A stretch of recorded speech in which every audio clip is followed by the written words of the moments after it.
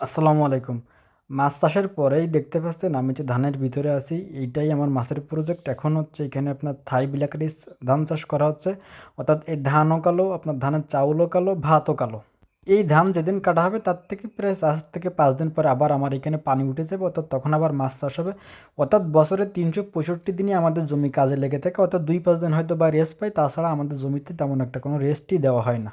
অনেকেই আমার সম্পূর্ণ প্রজেক্ট দেখতে চান, তো আজকের ভিডিও হয়তো দেখতে পাবেন। আমি যেখান থেকে দাঁড়ায় আছি এইখান থেকে আমার শেষ প্রান্তে একজন লোক হয়তো হাঁটাচলা করতেছে, দেখতে পাচ্ছেন কিনা জানেন, ওইখানে আমার আব্বাস। অর্থাৎ এই যে ধান দেখতে পাচ্ছেন এই ক্যামেরার ভিতরে, এটাই হচ্ছে আমার মূল প্রজেক্ট।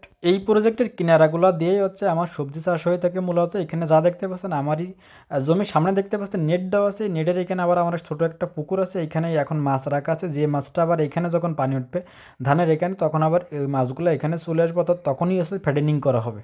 এখন মাছগুলা হালকা খাবার দিয়ে জাস্ট শুধু বাঁচিয়ে রাখা হয়েছে, কারণ অল্প জায়গায় যদি পরিমাণে খাবার বেশি দিই সেক্ষেত্রে মাছ মারা যাওয়ার সম্ভাবনা থাকে বা পানি নষ্ট হয়ে যাবে।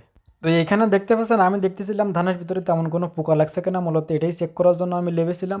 আলহামদুলিল্লাহ এখন পর্যন্ত তেমন একটা কোনো পোকায় আমার ধান আক্রমণ করি নাই। এই থাই ব্ল্যাক রাইসটা অনেক উন্নত মানের একটা ধান। এটা কিন্তু আবার হাইব্রিড না, অনেকে হাইব্রিড ভাবতে পারেন। এটা থাইল্যান্ডের একটা লোকাল জাত, আর আমি হাইব্রিড কোনো কিছু তেমন একটা পছন্দ করি না।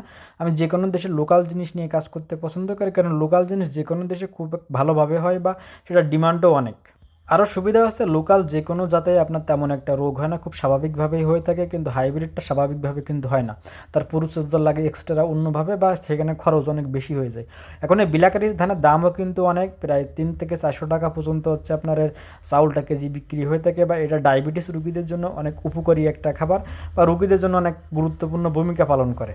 আল্লাহ কী পরিমাণে ধান দেবে দেখা যাক। আমি আগে কখনো করি নাই, এটাই নতুন।